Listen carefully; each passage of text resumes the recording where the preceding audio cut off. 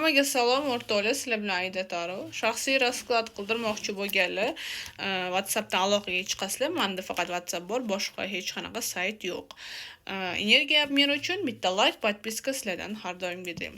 O'rtoqlar, bugun kartamga savolim, aqlingizdagi inson nimaga ko'p to'xtab qolyapti отношенияda? Nimaga munosabatingiz ko'p tormozlanyapti?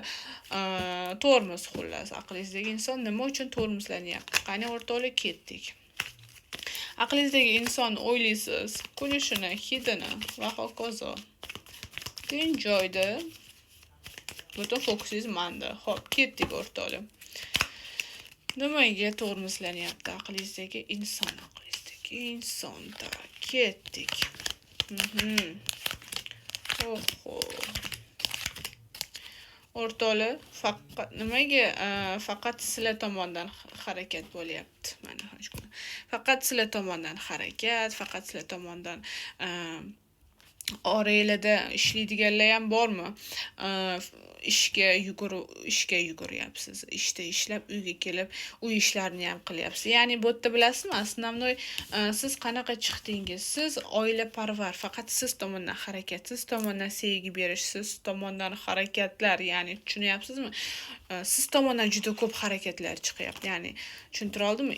Ishlasangiz ham oilani ham eplayapsiz, ishni ham eplayapsiz. Lekin erkak ya'ni o'sha aqlingizdagi inson tomonidan faqatgina shunchaki bir oddiy bir, misol uchun, uydan ishga to'g'ri, ishdan uyga to'g'ri, ya'ni ortiqcha hech narsa emas. Ortiqcha hattoki vaqt ham oilasigami yokida sizga yokida ayoliga vaqt ajratishlari ham chiqmayapti. Tushuntira oldimmi? O'ziga kelganda misol uchun, o'ziga kelganda vaqt topib olyapti. O'rtoqlari bilanmi yokida bir qanaqadir o'ziga qanaqadir bir biror bir joyga borishga, ya'ni ruxsat ko'p beryapti. Sizga kelganda ko'p yo'q bo'lyapti. Zapretlar ko'p bo'lyapti. Bu aqlingizdagi inson o'zini juda ham yaxshi ko'radigan bo'lib chiqdi, qisqa qilib aytganda. Va siz tomonga ana o'sha, mana savolga javob to'liq mana.